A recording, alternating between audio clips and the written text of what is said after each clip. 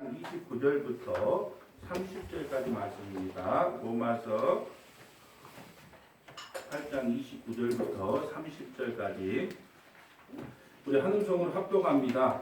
하나님이 미리 아신 자들을 또한 그 아들의 형상을 본받게 하기 위하여 미리 정하셨으니 이는 그로 많은 형제 중에서 말하리 되게 하려 하심이니라. 또 미리 정하신 그들을 또한 부르신 그들을 또한 의롭다 하시고 의롭다 하신 그들을 또한 영화롭게 하시느니라. 아멘. 할렐루야. 주일 예배에 참석하신 여러분을 환영하고 사랑하고 축복합니다.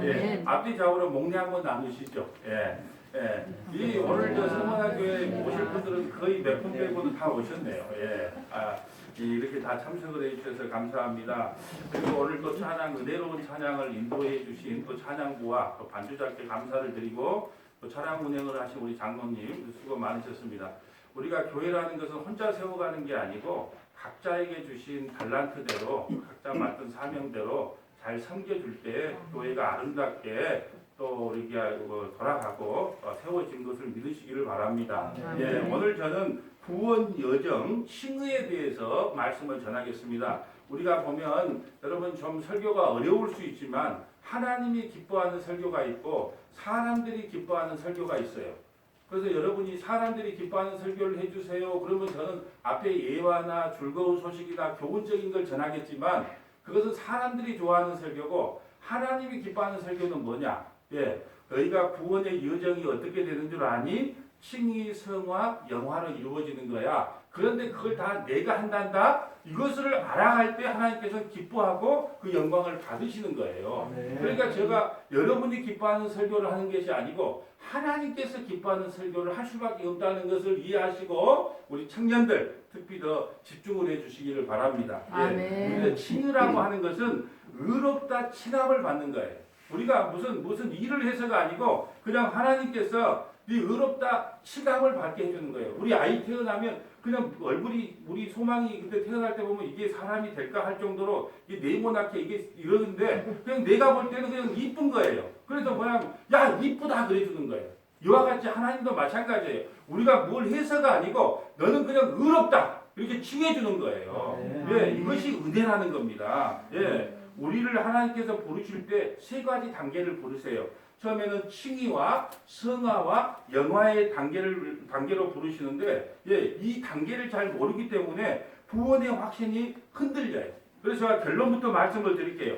칭의라고 하는 것은 뭐냐 하면 하나님께서 우리를 의롭다고 인정해 주는 게 칭의고 성화라고 하는 것은 우리가 이 땅에서 거룩한 삶을 살아가는 것을 성화라고 하고 또 영화라고 하는 것은 우리가 죽어서 그 변화사에서 엘리야와 모세가 변했던 그 영화로운 상태가 되는 것을 영화라고 하는데 다행인 것이 이 세 가지를 다 누가 하냐? 하나님이 하신다는 거예요.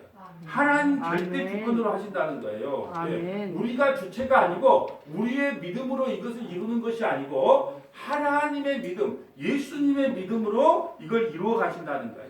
그럼 어떤 분들은 그래요. 칭의와 성화와 영화가 다 하나님께서 하셨습니다. 그러면 우리는 할렐루야가 나오는 사람이 있는가 하면 그러면 나는 뭔데요?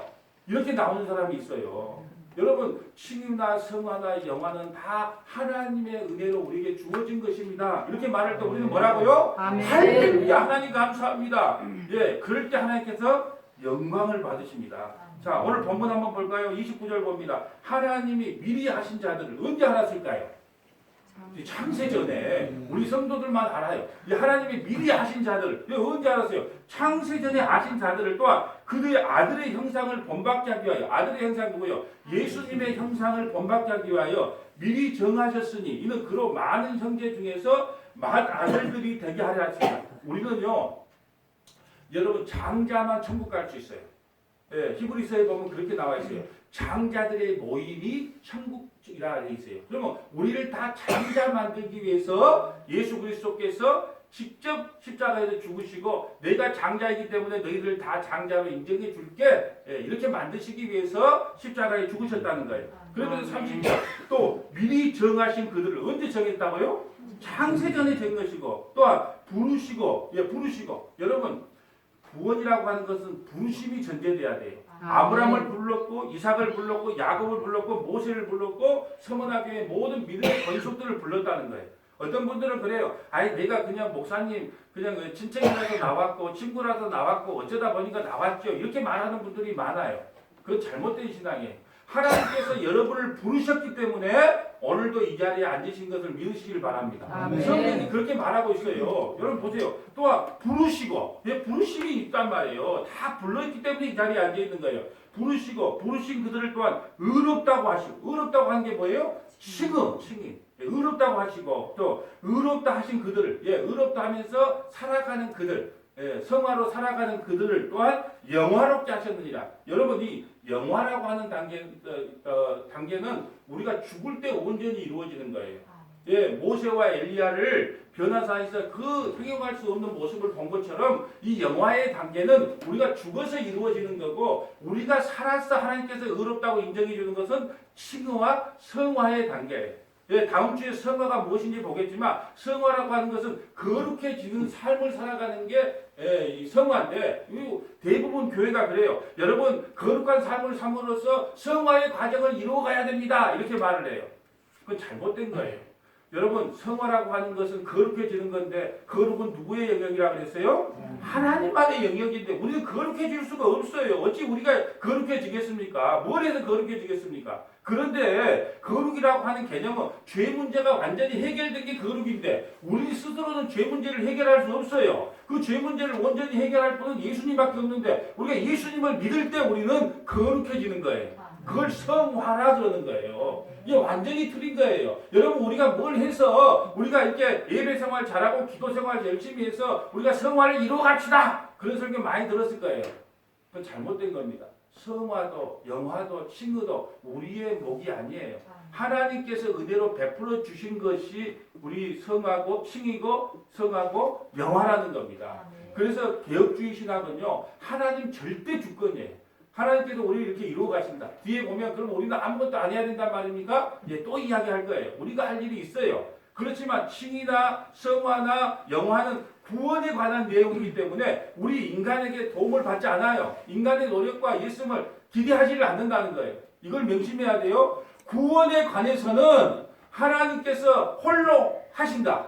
아멘. 구원에 관해서는 하나님께서 홀로 이루실 수밖에 없어요. 왜요? 우리 보고 0.001%라도 너희가 좀 도와줘. 그러면 우리는 이룰 사람이 아무도 없기 때문에 구원에 관해서는 하나님께서 100% 이루어 가신다는 거예요. 여러분 이 구원의 여정을 모르기 때문에 극단적으로 치우쳐요. 여러분 보세요. 구원파는 어떻게 말을 하냐? 내가 예수를 믿으면 미래에 지은 죄까지 이미 다 용서받았기에 회개하지 않아도 된다. 이게 구원파의 원리예요. 내가 한번 그 회개를 했으면 미래의 죄까지도 다 주님께서 용서해 주셨기 때문에 나는 다시는 회개할 필요가 없다. 이게 구원파의 원리예요. 잘못된 거죠. 또 어떤 사람들은 극단적으로요 이렇게 말합니다. 엄격한 도덕주의와 율법주의에 치우쳐서 사소한 죄를 지어도 구원에서 취소될까봐 또 두려움을 떨어요. 혹시 내가 새벽 예배 안 나오면 구원에서 취소될까? 내가 거짓말 좀 했다고 취소될까? 오늘 술 한잔 먹었다고 구원에서 취소될까? 이 사소한 율법주의에 도덕주의와 율법주의에 치우쳐서 구원이 취소될까봐 덜덜덜 떨고 있는 사람들도 많아요. 왜 그럴까요? 자기 믿음으로 구원받는다고 생각하기 때문에 그래요. 나의 믿음으로 구원받는 게 아니고 예수의 믿음으로 구원받는다는 걸 모르기 때문에 내가 도덕적으로나 율법적으로 조금 범죄하면 막 구원에서 취소될까봐 덜덜덜 떨어요. 대부분 그렇게 살아간다는 거예요. 왜요? 자기 믿음으로 구원받는다고 생각하기 때문에 그래요. 여러분 구원의 문제는요 우리의 문제가 아니에요. 그럼 믿음도요 구원의 조건이거든요. 믿어야 구원받죠. 그러면 구원의 조건은 누구 거라고요? 하나님 거라는 걸 명심해야 돼요. 지금까지는 믿음도 내가 소유할 줄 알았어요. 그러니까 늘 참 주일날 와서 열심히 기도 듣고 예배 드릴 때는 천국 간 것 같고, 무슨 일이 있어갖고 예배 한번 빼먹으면 지옥 간 것 같고, 이렇게 내한테 기준점을 뒀다는 거예요. 그러니까 늘 불안한 신앙생활을 할 수밖에 없다는 거죠. 여러분 우리가 생각해야 될 것이요, 덮어놓고 무조건 믿으면 맹신이 되는 거예요. 한국에도 잘하는 거예요. 덮어놓고 무조건 믿으면 맹신이 돼요. 또한 진리가 아닌 것을 믿는 것을 미신이라 그래요. 진리가 아닌 것을 믿는 걸 미신이라. 또 잘못된 것을 믿고 열광하는 것이 있어요. 잘못됐는데도 믿고 열광을 해. 그걸 광신도라 그래요. 광신도. 예, 이걸 명심해야 돼요. 여러분 우리는요 맹신을 해서도 안 되고 미신을 믿어서도 안 되고 광신도가 돼서도 안 돼. 이 성경대로 기록된 하나님의 말씀을 아멘으로 받아들여야 되는 것이지 대부분의 한국 교회를 보면은 진리가 아닌 것을 믿는 미신을 믿거나 아니면 무조건 무조건 믿어 믿음이 없어서 그래 믿어 그런 맹신이거나 아니면 열광을 해 그냥 열광적으로 믿는 사람이 있어요. 진리가 뭔지도 모르고 관심도 없어요. 이것을 광신도라고 한다는 거예요. 그래서 여러분 하나님께서 기뻐하는 신앙은 뭐냐 하면 성경 말씀을 통해서 하나하나 하나님이 누구신지 알아가고 그 십자가의 사랑이 무엇인지를 배우고 알아가는 거예요. 그래서 영생은 하나님과 그가 보내신 자 예수 그리스도를 아는 것이라 그랬어요. 무슨 행하는 것이라고 안 했고 예수 그리스도를 아는 거. 그래서 오늘 우리가 이 칭의에 대해서 알기 위해서 가장 중요한 것은 뭐냐 하면 죄와 죄들에 대해서 뭔지 알아야 돼요.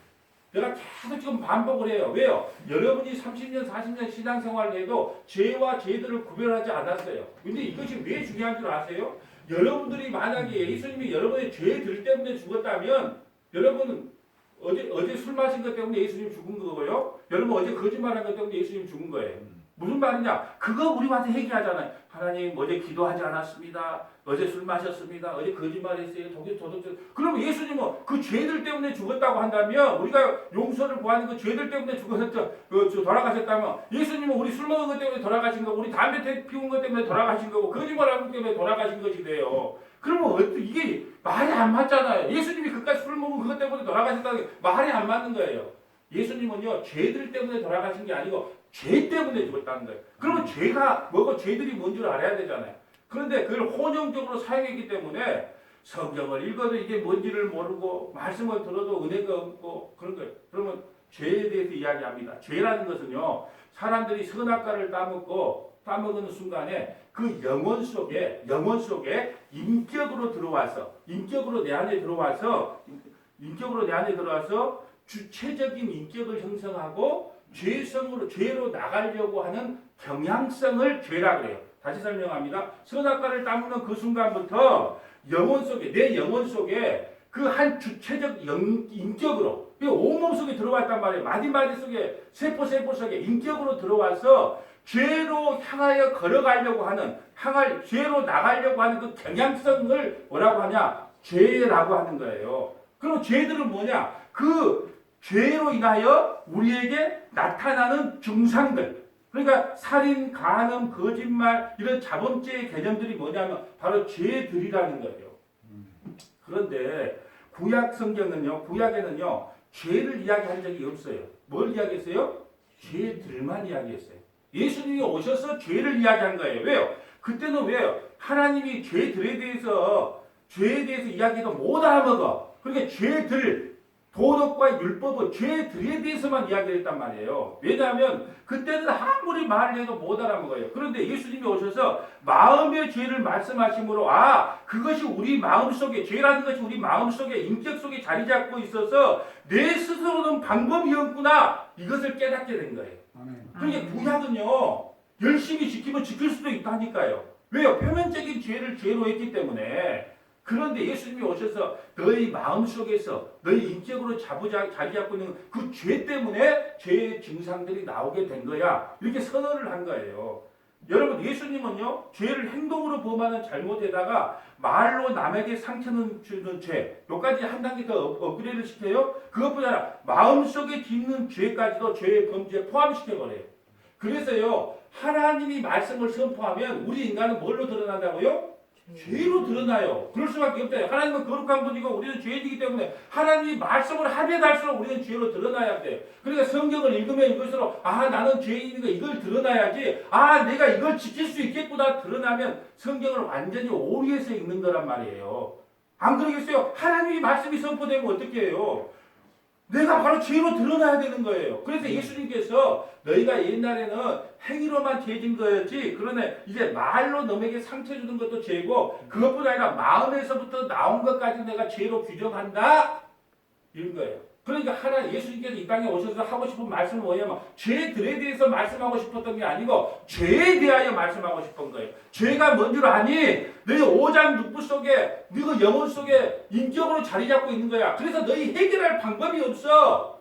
이걸 지금 예수님께서 말씀하고 있는 거라는 거예요. 여러분 이 설교는요. 여러분이 그냥 듣는다 그래도 못 알아먹어요. 못 알아본 게 당연해요. 왜요? 지금까지 뭐예요? 죄들이나 상관없이 여러분 죄 짓지 말고 살아야 됩니다. 그러면 거짓말하지 말고 도둑질 말고 뭐 이런 개념으로 그러면 여러분 곰곰이 한번 생각해 보라니까요. 어제 내가 도둑질 한 것 때문에 예수님이 십자가에 죽었다면 그 예수님 어떻게 보겠어요? 내가 어젯밤에 술 먹은 것 때문에 예수님 돌아가셨다? 그건 어떻게 되겠냐는 거예요. 그건 죄들이란 말이에요. 예수님은 그런 것 때문에 돌아간 게 아니고 죄 때문에 돌아가셨다. 죄. 자 보세요. 마태복음 5장 22절 봅니다. 나는 너에게 이르노니 형제에게 노하는 자마다 심판을 받게 되고 형제에게 성질만 내도요. 오늘 나는 지옥 가야 마땅해. 왜냐면 사랑이 잠이 좀 늦었으니까 내가 성질을 냈거든요. 야 20분이나 넘들은 다 찬양분 일주까지 20분 기다리는데 어떻게 돼? 난 노했어. 그러니까 난 심판 받아야 돼. 네, 맞습니다. 저는 심판받아야 맞습니다. 오늘 노예했습니다. 형제에게 노하는 자마다 그것도 자식에게 노예했으니까 난 그 심판을 받아야 돼요. 그러니까 십자가의 필요성을 더욱 이야기한단 말이에요. 나는 오늘 심판받아 마땅해. 형제뿐 아니라 내 자식에게 노예했으니까 아이고 30분 좀 늦으면 어떠니? 그러면서 이래야지 심판을 안 받는데 노예했으니까. 그러니까 나는 뭘로 드러나세요 지금? 하나님 말씀이 선포되니까 뭘로 드러나세요? 죄로 드러나는 거예요. 죄로. 하나님이 말씀을 볼 때마다 난 이 성경 보기가 싫어요. 왜? 편딱 그러면 이게 죄로 보이기 때문에 그래서 십자가 아니면 안 되구나. 더욱더 십자가로 달려갈 수밖에 없는 인생이 되는 거예요. 나는 너희에게는 형제에게 노하는 자마다 심판을 받게 되고 형제에 대해서 나가라. 이 나가라 이거예요. 예, 네 벽이 있으니까 나가라. 예, 또 공회에 잡혀가게 되고 미련한 놈이라 하는 자는 지옥불에서. 여러분 혹시 아이고 우리 오빠는 왜 저리 미련할까 그런 생각 해본 적 있어요? 우리 동생은 왜 저리 미련할까? 우리 형수는 왜 저리 미련할까? 혹시 그런 생각을 마음속이라도 했으면 여러분 이미 뭐 해라고요? 지옥불에 들어가요. 그러니까 하나님이 말씀이 선포되니까 어때요? 난 지옥 가야 맞구나 이래야죠. 예? 거룩한 분은요. 말씀이 선포할 때 우리 몸으로 나타나는 것뿐 아니라 마음속까지 하는 거예요. 28절 보면 나는 너에게 이르노니 음욕을 품고 여자를 보는 자마다 마음에 이미 가늠하였다. 또 넷플릭스에 보면요. 아주 좀 이렇게 보면 야리꾸리한 그것도 나와요. 예? 여러분 그걸 보고 잘 빠졌다 그 순간에 어떻게 한다고 우리는? 이미 가늠한 거예요. 그러니까 주님의 말씀이 선포되면 우리는 무조건 죄인으로 드러날 수밖에 없어요. 그래서 나는 전적인 문둥병자라는 게 드러나야 산상수훈을 제대로 해석했다고 제가 말씀을 드리잖아요. 예. 여러분 구약은요 행위 죄들이 구약에는요 죄들의 그 마음 행위로 나오는 것만 죄로 규정을 했어요. 그런데 예수님이 오셔서 이렇게 말합니다. 너희 죄들이 문제가 아니고 너희 죄가 문제다. 그럼 죄가 뭔데요? 그래 너희 영혼 속에 인격으로 자리 잡는 한 주체성이 있단 말이에요. 그 주체성이 바로 죄라는 건데 나는 그걸 없애주려고 왔다는 거예요. 예. 여러분 말로 범한 잘못은 당연히 그러하지만 생각 또한 사고 이 생각하는 것도 활동이기 때문에 여러분 인간이 작심하고 지은 행동도 죄로 봐야 된다는 거예요. 주님의 뜻은 다른 이에게 직접적 피해를 주는 행동만이 죄가 아니라 다른 이는 몰라도 자기 마음속에 이미 죄를 지었을 때 그 죄라는 마음이 들어가 있을 때 그것을 이미 하나님께서는 죄로 봐야했다는 거예요. 여러분 죄가 나의 마음속에요 터줏대감처럼 자리를 잡고 있기 때문에 내게 아무리 선한 것이 나오려고 해도 나올 수가 없다고 주님께서 말씀하는 거예요. 여러분 젖소에게 젖을 짜면 뭐가 나와요? 젖이 나와요. 왜 그럴까요? 그 안에 뭐가 있기 때문에? 젖이 들어있기 때문에 작은 젖이 나오는 거예요. 여러분 독사에게는요 독이 나와요. 왜요? 그 안에 뭐가 있기 때문에? 독이 있기 때문이죠. 그럼 우리 속에 왜 죄들이 나옵니까? 죄가 있기 때문에 나오는 거예요. 지금 이걸 말하고 싶은 거예요. 우리 속에 눈만 떴다 그러면 왜 죄들이 쫙 퍼집니까? 우리 속에요 한 인격으로 죄가 들어가 있다니까요.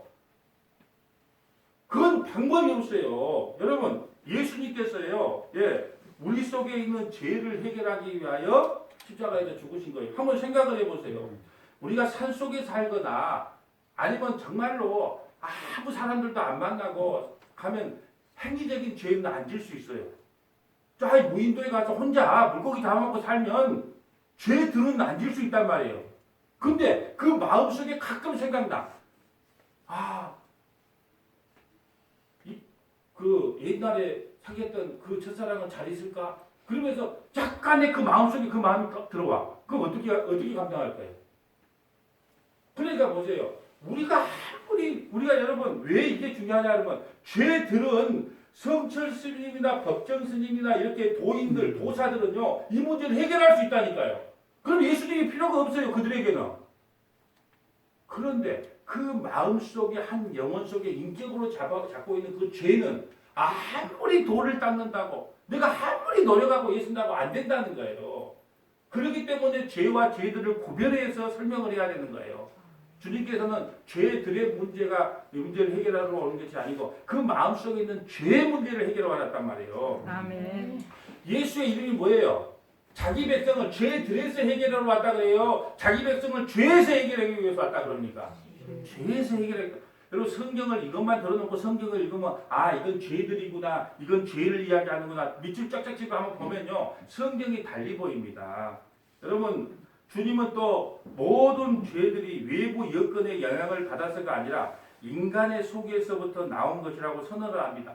행동과 말과 생각을 조종하는 인간의 마음이 따로 있는데 그 자체가 이미 타락, 오염되어 있다는 뜻이에요. 이것을 인격적으로, 이 죄라는 것이 인격적으로 우리 안에 자리 잡고 있다는 거예요. 그래서 마태복음 15장 17절 보면 입으로 들어가는 모든 것은 배로 들어가서 뒤로 내버려진 줄 알지 못하느냐. 입에서 나오는 것은 마음에서 나오는. 근데 입에서 배 터지는 것은 어디서 나와요? 마음에서 나와요. 그 마음은 뭐예요? 인격이란 말이에요. 이게 죄예요. 마음으로부터 나와요. 모든 입에서 나오는 것은 마음에서부터 나와요. 이게 죄입니다. 이것이야말로 사람을 더럽게 한다는 거예요. 그러니까 우리가 하는 행위가 더럽게 하는 게 아니고 마음에서부터 그 죄가 사로잡고 너희 마음속에서 나오는 것 자체가 다 죄들이라는 거예요. 왜? 그 안에 뭐가 자리 잡고 있기 때문에. 지금 그 말하고 있는 거잖아. 입으로 나온 것은 마음에서 나오나 이것으로 살아면 마음이 뭐예요? 죄라는 거예요. 19절 마음에서 나오는 것은 마음에서 나오는 건 뭐예요? 죄에서 나오는 것은 악한 생각. 이거 바로 죄들의 증상이에요. 봐보세요. 잘 봐야 됩니다. 자, 마음에서 나오는 것은 이것은 뭐예요? 죄예요. 죄. 그러니까 죄가 있기 때문에 어떤 생각만 나와요? 악한 생각과 살인과 간음과 음란과 도둑질과 거짓과 비방이 나오는 거예요. 이건 죄가 아니에요. 뭐라고요? 죄들이란 말이에요. 그 죄들이 왜 나오냐? 뭐가 있기 때문에? 마음에서 나오는 거예요. 마음에 뭐가 있기 때문에? 죄가 있기 때문에. 지금 이걸 지금 말씀하고 있는 거예요. 그러니까 너희들이 살인했고 간음했고 내가 그것 때문에 십자가 죽은 것이 아니고 너희 그 마음속에 오장 육부 속에 인격으로 잡이 잡고 있는 그 죄 때문에 나온다. 지금 이걸 설명하는 거예요. 여러분 모든 인간의 마음이 타락한 것은 아담의 원죄하에 태어났기 때문에 그렇습니다. 아담의 타락은 선악과를 따먹음으로써 하나님께 불순종한 행위를 하기 이전에 하나님을 자기 마음에서 배제한 데에서 기인합니다. 하나님보다 자기를 더 높이 세우고 마음의 중심에 두었기에 그분을 망각하게 되었고 그 결과 선악과를 따먹은 범법 행위를 저지르게 된 겁니다. 따라서 죄의 본질은 하나님과의 분리된 또 다른 인격이에요. 죄가 뭐냐 하면 하나님과 분리된 또 다른 인격이에요. 영혼 속에 자리 잡고 있는 그 인격이란 말이에요. 그것은 인간으로서는 방법이 없다는 거예요. 그래서 십자가의 필연성을 지금 이야기하고 있는 거예요. 하나님과의 관계가 단절된 것입니다. 하나님을 배제한 채 인간이 세상의 주인이 되고 특별히 자기를 최고로 높이려 드니까 인간 사이에서 경쟁, 분쟁, 원수가 되는 온갖 윤리적 죄들이 발생을 하게 됩니다. 모든 인간이 원죄하에 태어났다는 근본 의미도 하나님을 스스로 절대 찾지 않으며 하나님과 분리된 상태에서 인간이 특별히 자기만 높이는 마음을 갖고 태어났다는 것을 의미합니다.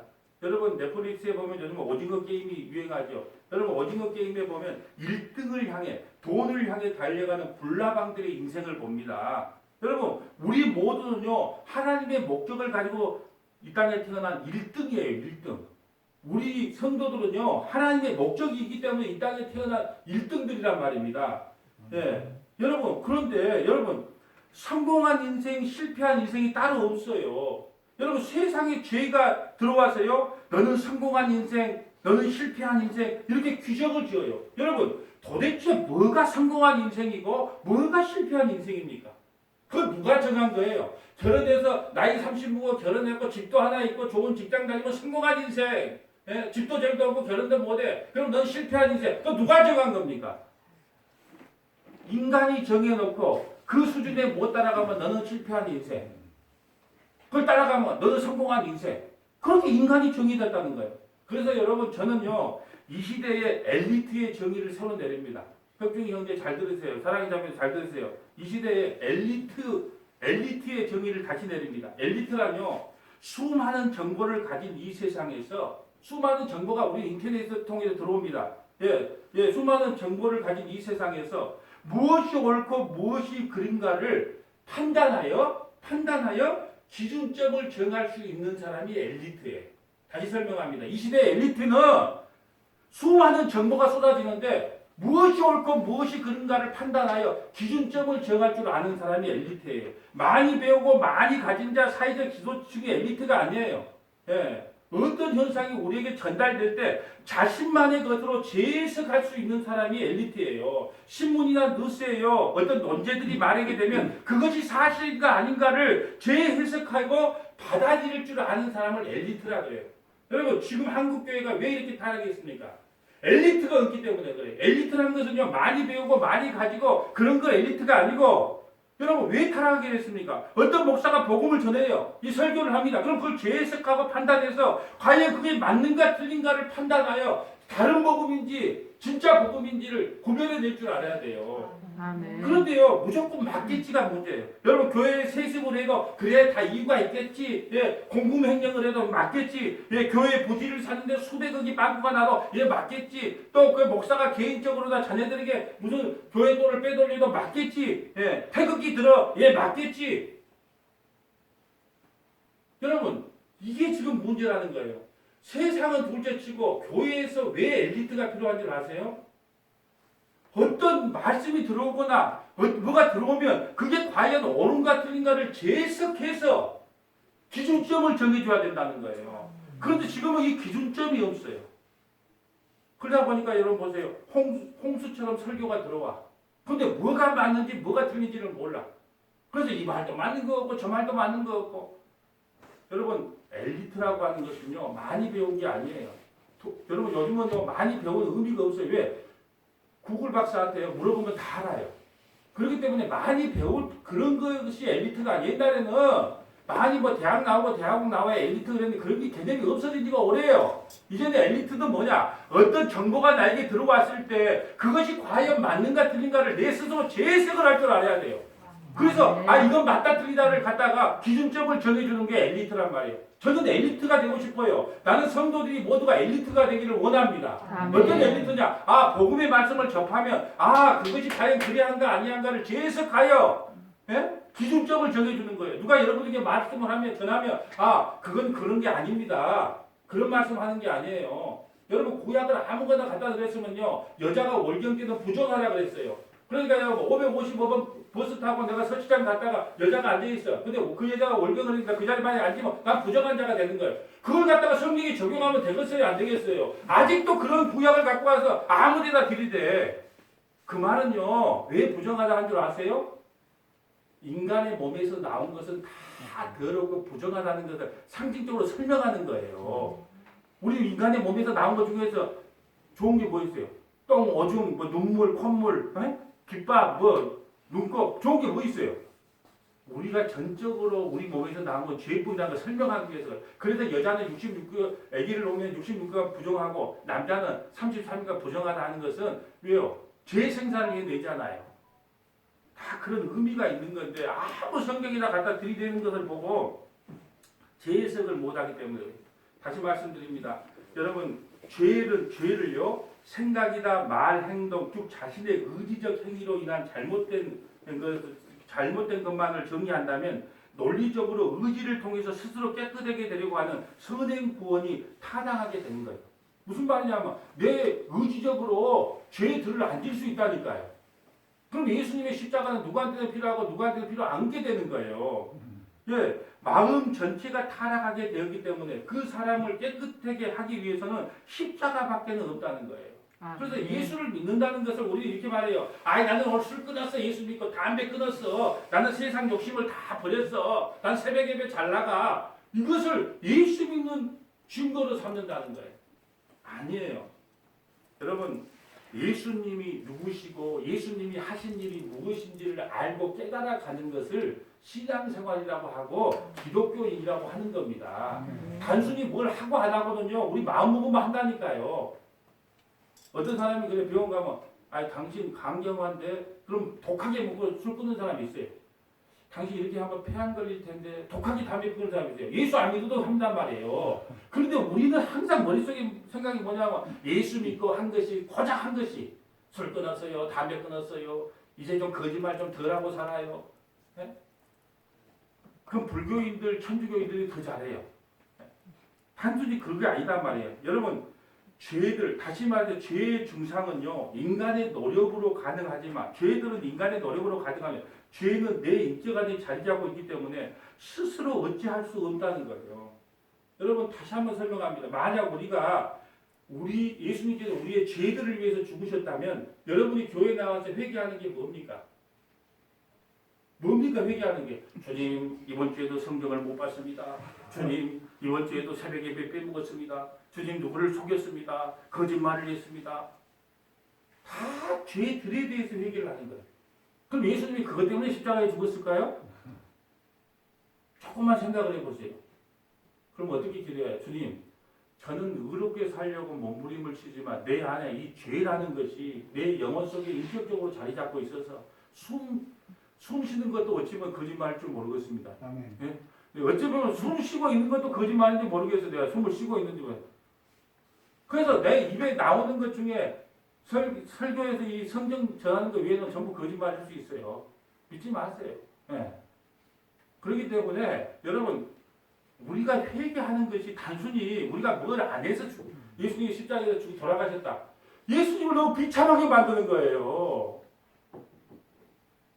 그것이 아니고 우리 영혼 속에 있는 한 주체적 그 인격 죄, 우리 인간이 어찌 할 수 없는 그것 때문에 예수님께서 십자가에 죽으셨다는 거예요.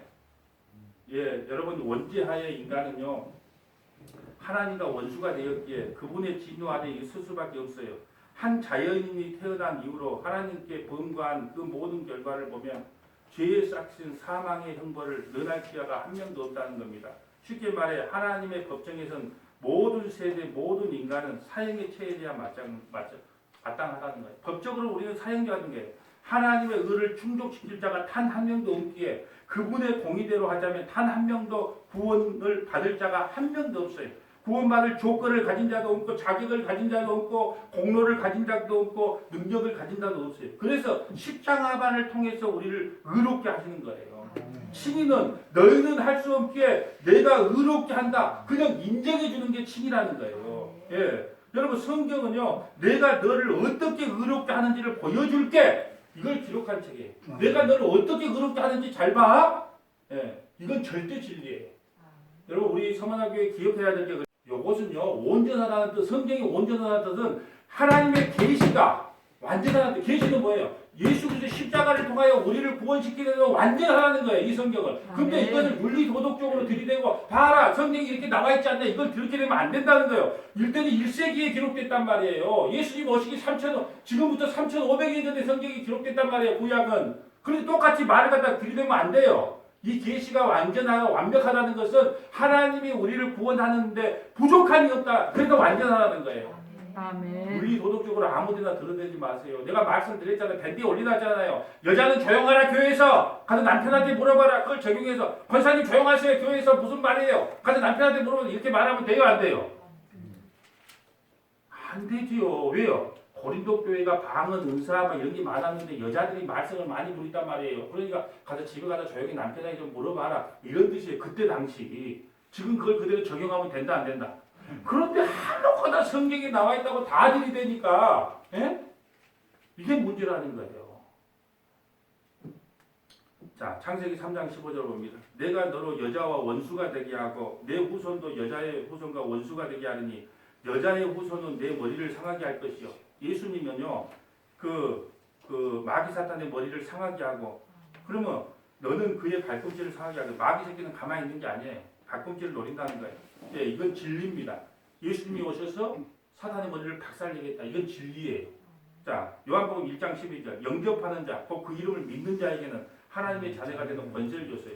그런데 요것만 읽으면 안 돼요. 그 밑에 13절 14절 뭐래요? 이는 사람의 뜻으로 나지 않고 하나님의 뜻으로 났다 그래요. 그리고 사람으로서는 그 못 믿어진다는 뜻이에요.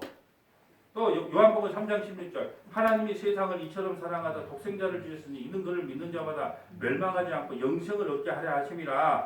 예, 영생은 누구나 얻습니다. 안 믿는 사람도 얻어요. 믿는 사람도 영생을 얻어요. 왜요? 영원히 살거든요. 근데 뭐예요? 17절이 중요합니다. 하나님이 그 아들을 세상에 보내신 것은 세상을 심판하려 하심이 아니요 그로 말미암아 세상이 뭘 받기 위해서? 구원을 받기 위해서. 우리에게는 구원이 중요한 거지 영생이 중요한 게 아니에요. 영생은 누구나 받아요. 여러분 바로 예수님의 십자가가 구원입니다. 예수님이 십자가에서 인간이 마땅히 받아야 할 죽음의 형벌을 대신 당함으로써 하나님과 인간 사이를 가로막는 담을 허셨어요. 죄 문제, 그 인격으로 자비 잡은 죄 문제를 근본적으로 해결하여 분리된 하나님과 하나가 되게 하셨어요. 그래서 예수님을 중보자, 중재자라고 하는 거예요. 예수는 하나님과 우리 사이에 화평을 이루셨다는 거예요. 아멘. 죄인과 하나님과 화해하는 길을 여셨어요. 에베소 2장 11절 봅니다. 그러므로 생각하라. 너희는 그때 육체로는 이방인이요 손으로는 육체에 행한 할례를 받은 무리라 칭하는 자들로부터 할례를 받지 않은 무리라 칭함을 받은 자들이었다. 무슨 말이냐면 우리는 할례 없는 이방인이었다는 뜻이에요. 그때 너희는 그리스도 밖에 있었고 이스라엘 나라 밖의 사람이라. 약속의 언약들이 대하는 외인이요 세상에서는 소망도 없고 하나님도 없는 자더라. 우리를 이야기합니다. 이제는 전에 멀리 있던 너희가 그리스도 예수 안에서 그리스도 피로 가까워졌다. 예, 그는 우리의 화평이신지라. 둘로 하나를 만드사 원수된 것 곧 중간에 막힌 담을 자기 육체로 끄시고 법조문으로 된 계명의 율법을 폐하시니 이는 이 둘로 자기 안에서 한 새 생명을 지어 화평하게 하시고 예, 또 십자가로 이 둘을 한 몸으로 하나님과 화목하게 하려 하심이라. 원수된 것을 십자가로 소멸하시고 또 오셔서 먼 데 있는 너희에게 평안을 전하시고 가까운 데 있는 자들에게 평안을 전하셨으니 이는 그로 말미암아 우리 둘이 한 성령 안에서 아버지께 나아감을 얻게 하려 함이시라. 그러므로 이제부터 너희는 외인도 아니요 나그네도 아니요 오직 성도들과 동일한 시민이요 하나님의 권속이다. 아멘. 네, 이것이 바로 하나님께서 예수님이 이 땅에 오셔서 하시는 일이에요. 하나님과 우리 사이에 화평을 이루신 거예요. 아멘. 자, 히브리서 10장 10절 이 뜻을 따라 예수 그리스도의 몸을 단번에 들이심으로 말미암아 우리가 거룩함을 얻었노라. 거룩게 지라 그래요? 얻었다 그래요? 십자가를 통해서 우리가 거룩함을 얻었다 그러잖아요. 얻었다 그러면. 그러면 거룩게 지라가 아니에요. 거룩함을 얻었다 십자가를 통해서. 그러면 거룩이 뭔데요? 죄 문제를 해결하는 거예요. 죄 문제를 해결하려면 방법이 뭐밖에 없다? 십자가밖에 없어요. 십자가. 그러니까 왜요? 거룩이 뭐예요? 죄 문제가 해결된 겁니다. 그러면 그 죄 문제를 우리 스스로 할 수 있어요? 없어요? 없어요. 그러니까 뭐가 거룩이에요? 예수님 믿는 게 거룩이에요. 아멘. 예수를 믿으면 죄가 없어지거든요. 아멘. 그래서 여러분이 거룩한 자라는 것은 예수를 믿는 게 거룩한 거예요. 아멘. 11장 11절 제사장마다 매일 서서 섬기며 자주 같은 제사를 드리되 구약의 양잡고 소작을 아침 저녁으로 드렸다는 거예요. 이 제사는 언제나 죄를 없애야 하지만 구약이 아무리 양잡고 소작보다 죄 자체를 없애지 못하였거늘 오직 그리스도는 뭘요? 죄를 위하여. 죄들 아니에요? 죄를 위하여 한 영원한 제사가 뭐예요? 십자가를 지시고 하나님의 우편에 앉으셨다. 그 십자가 말이 죄의 문제를 해결할 수 있어요.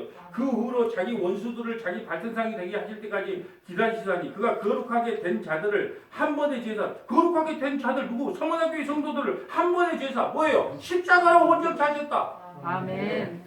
또한 성령이 우리에게 증언하시되 주께서 이르시되 그날 이후로 그들의 맺은 언약이 이것이다 하시고 내 법을 그들의 마음속에 두고 그들의 생각에 기록하리라 하신 후에 또 그들의 죄와 여기 죄가 나오죠? 그들의 불법 뭐예요? 죄들. 죄와 죄들을 한꺼번에 없애다. 죄 문제가 없어지면 뭐가 자동적으로 없어지는 거예요? 죄들이 없어지는 거예요. 보세요. 그들이 죄와 이건 죄예요. 죄. 또 그들이 불법이 뭐예요? 죄들을 내가 다시 기억하지 아니하리라. 여러분 보세요. 내가 죄를 지고 싶어도 못 져. 왜요? 죄가 없으니까. 아까 말했대요. 아니 독사에서 그 독을 빼버리면 독을 내려고 그러니까 못 낸다니까요. 젖소에 젖을 없애버리면 못 내요. 그러니까 우리를 왜 의롭다 해주는 줄 아세요? 죄가 없다고 인정을 해주는 거예요. 이걸 칭이라고 그러는 거예요. 그 죄를 안 지는 게 아니고 죄를 없애주는 거예요. 어디서? 십자가에서. 우리가 뭘 해고 안 해서가 문제가 아니고 하나님께서 십자가에서 널 의롭다고 이제 죄를 없애버렸다니까요. 아멘. 그러니까 우리에서 나온 건 다 뭐예요? 의로워. 예수를 안 믿고 자기가 아무리 서놓고 의롭게 살아도 그건 뭐예요? 죄예요, 죄. 그 안에 뭐가 있기 때문에, 뭐가 안 없어졌기 때문에. 죄가 안 없어지기 때문에 세상에서 아무리 바꿔주고 뭐 주고 착한 일 많이 해도 그거에서 뭘밖에 안 나와요? 죄들밖에 안 나와. 왜? 그 안에 죄 문제가 해결 안 됐으니까. 우리는 예수 그리스도 십자가를 통해서요 죄 문제가 해결됐어요. 그러니까 우리에게 나오는 건 다 뭐예요? 의라는 거예요. 아멘. 이걸 친의라 그러는 거예요. 친의라. 아멘. 여러분 성령을 예수 믿고 천국 갑시다. 예수님은 사랑입니다. 여러분 그걸 말하고 싶은 게 아니에요. 정말 주님은 목회자를 세운 것은요. 내가 너희에게 그 십자가의 깊이와 높이와 넓이가 어떠한 줄 아느냐. 제발 그거 좀 연구해서 성도들에게 그거 좀 가르쳐주라. 그러려고 세웠는데 어떻게 하면 복을 받는지, 어떻게 하면 잘 먹고 잘 사는지, 어떻게 하면 자식이 잘 되는지. 내가 어떻게 전도했으니까 그랬다니까요. 열심히 부부가 교회를 다녔어요. 근데 갑자기 교통사고가 났대요. 그분 남편이. 그러고 나서 그렇게 교회 열심히 다니는 걸 다 끊었대. 그래서 내가 그랬어요. 그럼 예수 믿으면 남편은 오래 살아야 되겠네. 그리고 자식들은 다 서울대 가야 되고 병원도 안 가야. 그러면 그 예수 믿는 게 아니고 예수가 잘해준 뭔가를 믿는 거구만. 그러면 부처님한테 가든지 다른 데 가야지. 꼭 예수를 믿어야지 그렇게 잘 되게 해준대. 그러니까 한 번도 그런 생각을 안 해봤대요. 예수 믿으면 다 잘 돼. 누가 그런 말 할게요. 목사가 그런 말 했다 해서 나는 그렇게 믿고 있었대. 여러분 언제 목사만 믿으라 그랬어요. 말씀을 믿으라 그랬지 언제 목사만 믿으라 그랬어요. 오히려 남편이 돌아갔음에도 불구하고 하나님께서 하시는 모든 일은 다 옳습니다 하고 예수님을 더 잘 믿었다면 어떻겠습니까? 내가 고민거리를 주고 왔어요. 그래서 이번 주 수요일 날 또 에스프레소 한잔 먹으러 가겠죠. 그가 왜 가냐? 3,500원이야. 딴 데 5,500원이네. 싼 데 없나 그랬더만 그거 지금 돌아다니고 그거 싼 거예요. 네. 나는 진짜 5,500원짜리나 3,500원짜리나 그거 한 잔 마시는 게 최고의 낙인데. 예? 그래서 또 하나님께 글이 보냈어. 저긴 좀 쌀 것 같아. 왜 바닷가가 안 보여? 왜 저긴 좀 싸지 않을까? 그러고 갔는데 나 학교 와서 이야기를 하는 거예요. 이 스타일이 좀 목사 같았는가 봐. 네? 그러니까 이제 나는 이렇게 나갔다고 이렇게 이야기해. 그래서 무슨 교회입니까? 예, 여수 서문학교 한번 들어보세요. 예. 듣고 만약에 그것이 이해가 된다면 그 동생들은 다 전도시키하고 다 권사되고 그랬대. 예? 그리고 그 권사님 요즘 기도 열심히 해요. 요즘 기도를 하는가 잘 안 된다 그랬대. 하는 수준이 그거야. 뭐 기도하면 잘 되고 기도 안 하면 안 되고 다 거기야 거기. 그런 거 없어요. 보세요. 그들은 죄와 그들의 불법을 다시는 기억하지 아니하고 이것을 사셨은지 다시는 죄를 위하여 제사 드릴 필요 다시는 우리 죄 때문에 제사 드릴 필요가 없다는. 왜요? 단번에 십자가에서 이르기 때문에. 그러므로 형제들아 우리가 예수의 피를 힘입어 성소에 들어갈 담력을 얻었나니 그 길은 우리를 위하여 휘장 가운데 열어놓으신 새로운 살 길이요 휘장은 곧 그리스도의 육체니라. 따라서 예수 믿고 구원 얻는다는 것은 예수 믿고 구원 얻는다는 정확한 뜻은요 우리의 죄가는 주님이 다 짊어지셨기에 한 죄인의 인격체 전부가 하나님에게 용서를 받았다는 거예요. 아멘. 이전에 어떤 죄를 지었어도 그 있는 모습 그대로 하나님이 용납해 주시고 당신을 자녀로 삼아 주셨다는 거예요. 아멘. 여러분 집 나간 둘째 아들 탕자를 알아요. 여러분 탕자가 돌아오자 아버지께서는요 모든 것을 다 회복시켜 주셨어요. 그래서 하나님을 아빠 아버지라고 부를 수 있는 거예요. 그래서 그의 백성이 된 겁니다. 갈라디아서 4장 4절 때가 차면 하나님이 그 아들을 보내사 여자에게서 나게 하시고 율법 아래에 나게 하신 것은 율법 아래에 있는 자들. 율법은 죄예요. 죄 아래 나게 하신 것은 자들을 속량하시고 우리로 아들의 명분을 얻게 하려 하십니다. 너희가 아들이므로 하나님이 그 아들의 영을 우리 가운데 보내사 아빠 아버지라 부르시게 하셨느니라. 그러므로 내가 이거는 종이 아니요.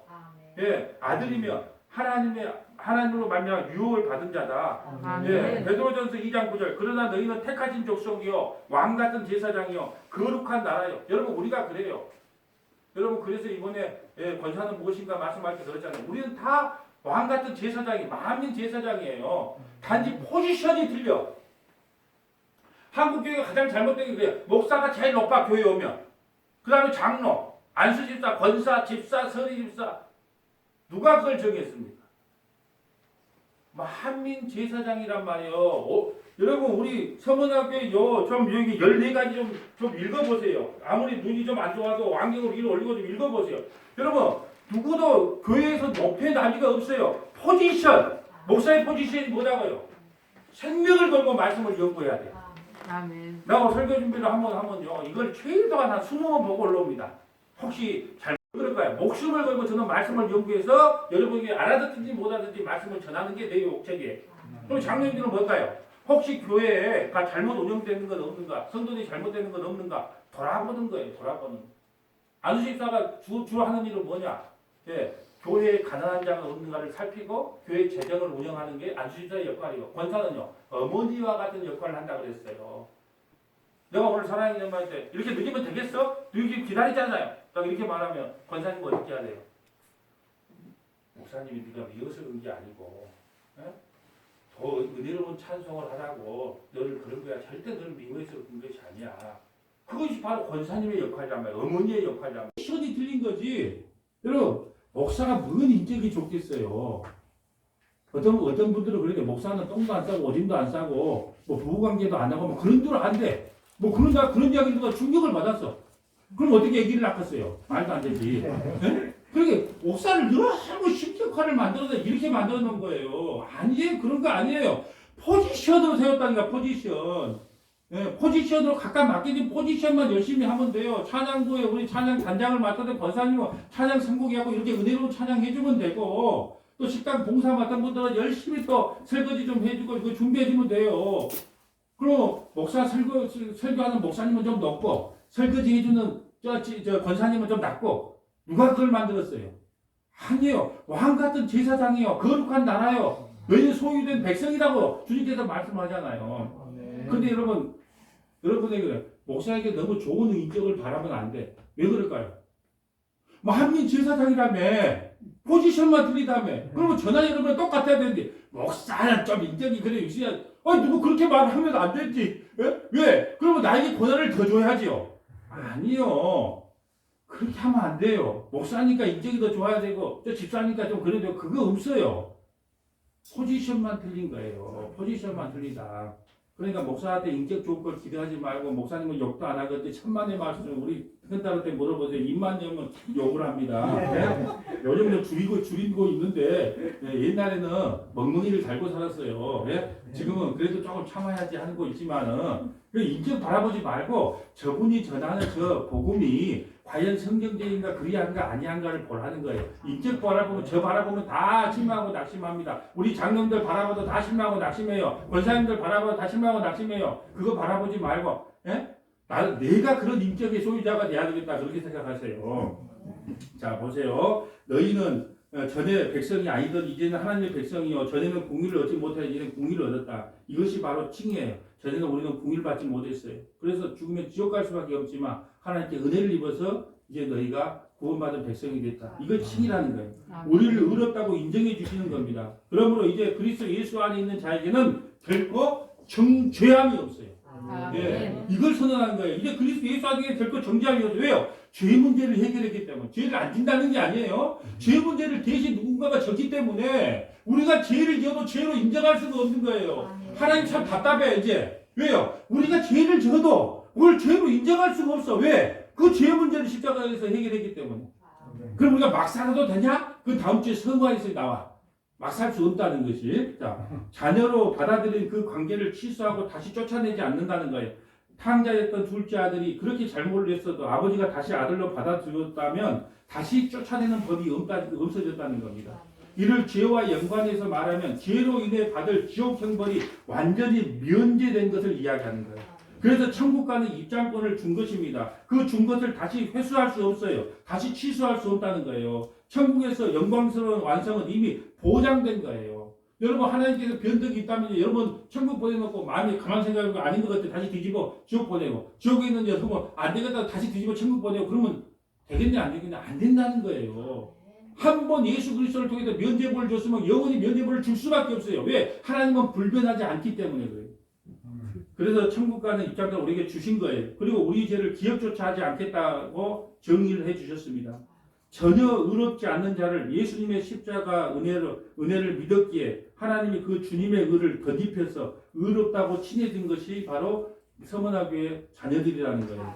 이는 아멘. 단회적으로 과거에 일어났던 일이에요. 지금은 언제 일어났다고요?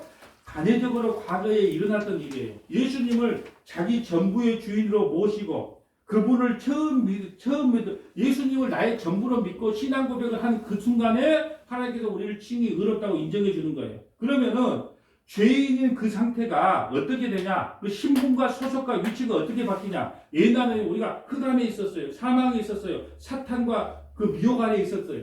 그런데 우리가 의롭다고 인정받는 그 순간에 어떻게 되냐? 우리는 여전히 죄 가운데 있지만 하나님께서 소속과 신분과 위치를 바꿔줘요. 빛으로 생명으로 하나님의 품으로 옮겨주는 거예요. 아멘. 여러분 칭의가 뭐냐? 마귀에 소속되어 있는 자를 어디로? 하나님의 품으로 옮겨주는 것. 이것을 아멘. 칭의라 그럽니다. 이는 아멘. 전적으로 성령의 간섭으로 일어난 일로 하나님의 일방적인 은혜요 선물인 거예요. 다시 설명합니다. 구원을 이루는 것은 전적으로 하나님의 은혜예요. 아멘. 믿음도 우리의 믿음이 아니고 하나님의 믿음이에요. 거룩도 우리의 거룩이 아니고 하나님이 주신 거룩이에요. 칭의도 우리가 의롭게 될 수 있는 조건이 하나도 없어요. 하나님이 의롭게 인정을 해줘요. 다음 주에 볼 성화도 영화도 다 하나님의 주권이에요. 은혜예요. 아멘. 그럼 이래요. 그럼 목사님 나는 아무것도 안 해도 되는가? 또 반복해서 이야기를 할게요. 여러분이 해야 될 일이 세 가지가 있어요. 어차피 하라 그래도 못해요. 그런데 이제 그럼 나는 아무것도 안 해도 됩니까? 꼭 뭘 할 수 있는 것처럼 그렇게 물어보는 성도들을 위해서 말씀을 드릴게요. 여러분 성숙은 인간의 목이에요. 성숙이 뭐라 그랬죠? 계속 여기서 반은 알아들을 때까지 나 이야기할게요. 성숙이 뭐라 그랬어요? 공감감. 공감의 능력이에요. 아멘. 그 노인 대학에서도 1등으로 요즘 잘 나가신다더만 한 번 말씀하시면 제주도 천재들 많네. 아니 성숙이 뭐냐? 공감의 능력을 가진 거예요. 공감이란 뭐냐? 남의 아픔이 다 남이에요. 남의 아픔이 내 아픔이 되고 남의 기쁨이 내 기쁨이 되고 남의 슬픔이 내 슬픔이 되는 그 공감의 능력. 사이코패스가 뭔 줄 아세요? 공감의 능력이 없어요. 사람을 죽였는데 웃어? 이게 사이코패스예요. 사이코패스는 공감의 능력이 없어요. 남의 아픔이 나의 아픔을 안 다녀. 나의 고통이 내 고통을 안 느껴져. 그걸 사이코패스라 그래요. 그래서 우리가 해야 될 일은 뭐냐? 공감의 능력을 가져. 예수님처럼. 여러분 예수님은 하나님이세요. 근데 이 땅에 와서 뭐 했어요? 우셨다는 거예요. 왜 울었어요? 본인 때문에요? 앞으로 예루살렘 성이 무너지고 너희가 어떤 환난을 받고 죄 때문에 너희가 어떤 병이 생길 줄 알기 때문에 우셨어요. 이 공감의 능력이에요. 그러니까 우리는 무슨 능력? 공감의 능력을 많이 가진 사람을 성숙한 자라 그래요. 세상에 나가서 공감의 능력을 많이 가진 자를 성숙한. 그러니까 우리 어른들이라고 하는 거죠. 요즘은 어른이 없어. 왜요? 별로 남의 아픔으로 가다들지 않거든. 여기가 담배 피우고 하면 담배 꺼! 그러면 말하는 사람이 있어요? 없어요? 없잖아요. 공감의 능력을 갖기가 계속 힘들어져요. 그런데 공감의 능력을 많이 소유한 자를 우리는 성숙한 인간이라 말해요. 또 두 번째는 뭐냐? 순종은 하나님 구원과 상관이 없어요. 우리가 순종하고 안 하고 해서 우리가 구원받고 그런 건 우리한테 맡겼어요. 순종은. 순종이 뭐예요? 순종이 뭐예요? 내 뜻을 포기하고 하나님의 뜻이 옳습니다가 순종이에요. 아멘. 자 오늘 교회 나오기 싫어. 교회 나오기 싫어. 근데 내가 교회 나오기 싫지만 하나님께서는 기뻐하시겠지. 나오는 게 순종이에요. 아멘. 하나님은 100% 옳습니다. 이게 순종이에요. 아멘. 그 순종은 누가 해야 된다고요? 구원의 문제하고 상관없기 때문에 누가 해야 된다? 우리가 해야 된다. 또 하나요. 경건은 인간의 목이에요. 우리의 목입니다. 경건. 그럼 경건이 뭐예요? 거룩과 경건이 틀려요. 자, 주일 성수 잘하는 거. 예금 헌금 내는 거. 또 봉사하고 그런 거. 그런 건 뭐예요? 경건이란 말이에요. 경건. 그러니까 경건은 누가 해야 된다? 우리가 해야 된다. 자, 다시 말씀드립니다. 이제 말씀을 정리하면서 자, 구원에 관한 모든 것은 하나님이 다 하십니다. 그렇지만 우리는 그럼 가만히 있어야 되냐? 아니에요. 우리도 성숙의 문제가 일어나는 성숙은 뭐냐? 공감의 능력이다. 순종에 우리가 해야 돼요. 순종은 뭐다? 하나님이 100% 옳습니다. 그리고 뭐예요? 경건의 훈련. 경건은 거룩과 틀린 거예요. 거룩은 하나님 경건은 예배 생활 열심히 수요일, 금요일, 주일 예배 열심히 드리고 또 말씀 보고 기도하고 헌금하고 봉사하고 이거 다 경건이에요. 이건 당연히 해야 되는 거예요. 이건 우리에게 주어진 거예요. 자, 말씀을 정리합니다. 시편 103편 8절 8절부터 우리 한번 8절 9절 한번 읽어볼까요? 자, 합독합니다. 여호와는 긍휼이 많으시고 은혜로우시며 노하기를 더디하시며 인자하심이 풍부하시도다. 자주 경책하지 아니하시며 노를 영원히 품지 아니하시도다. 10절을 제가 설명할게요. 우리의 죄를 따라 우리를 형벌하지 아니하시며 우리의 죄악을 따라, 죄악은 뭐예요? 죄와 죄들, 죄악을 따라 우리에게 그대로 갚지 아니하셨으니 이는 하늘이 땅에서 높음같이 그를 경외하는 자에게 그의 인자하심이 크심이로다. 동이 서에서 먼 것 같이 우리의 죄가를 우리에게 멀리 옮기셨도다. 멀리 옮기셨도다. 아버지가 자식을 긍휼히 여긴 같이 여호와께서는 자기를 경외하는 자를 긍휼히 여기셨도다. 그러면 이제 하나 물어볼게요. 석중이 형제, 칭의. 그럼 내가 칭의 의롭게 받았는지 안 받았는지 어떻게 알 수 있을까요? 나 이거 알면 한 달 동안 교회 안 나올 수 있을 텐데. 그럼 내가 의롭게 됐는지 안 됐는지 어떻게 알 수 있을까요? 내가 의롭게 됐는지 안 됐는지 어떻게 알 수 있어요? 알 수 있어요. 어떻게 알 수 있는가를 제가 시간이 없으니까 말씀드릴게요. 여러분, 죄라는 것은 인격적으로 독립된 것이 나에게 들어왔다 그랬어요. 그런데 죄를 지면은요, 그 죄들을 지면은 자꾸 그 죄들이 미워지는 마음이 나에게 생겨요. 안 준다는 게 아니에요. 죄들이 자꾸 내가 지면 질수록 어떤 마음이 생긴다고요? 그걸 자꾸 미워지는 마음이 생겨요. 그래서 또 지어. 그렇지만 자꾸 그 죄들을 지었을 때 너무 기쁘고 아이고 나는 아무 감정이 없는 게 아니고 그 죄들을 지면 질수록 어떻게 하냐? 내게 자꾸 찝찝한 마음. 화장실 가서 화장지가 떨어져서 돌멩이로 닦고 나오는 거. 예. 또 어디 가서 또 산속에 가서 이게 나무 대충 이렇게 나뭇잎에 하고 닦은 그 찝찝함. 그래서 칭의 받았다는 것은 뭐냐면 내 안에 죄들이 자꾸 나올 때 그것이 자꾸 끄끄럽고 부딪힘이 일어나요. 그러면서 내가 이걸 주의해야 되겠다, 짓지 않아야 되겠다는 정서적인 변화가 나에게 일어납니다. 이걸 칭의 받은 사람들의 모습이라 그래요. 그럼 막 살아도 되겠느냐? 그것은 다음 주에 성화를 통해서 우리가 어떻게 살아가야 될지를 살펴보도록 하겠습니다. 네, 기도드리겠습니다. 거룩하신 하나님 감사합니다.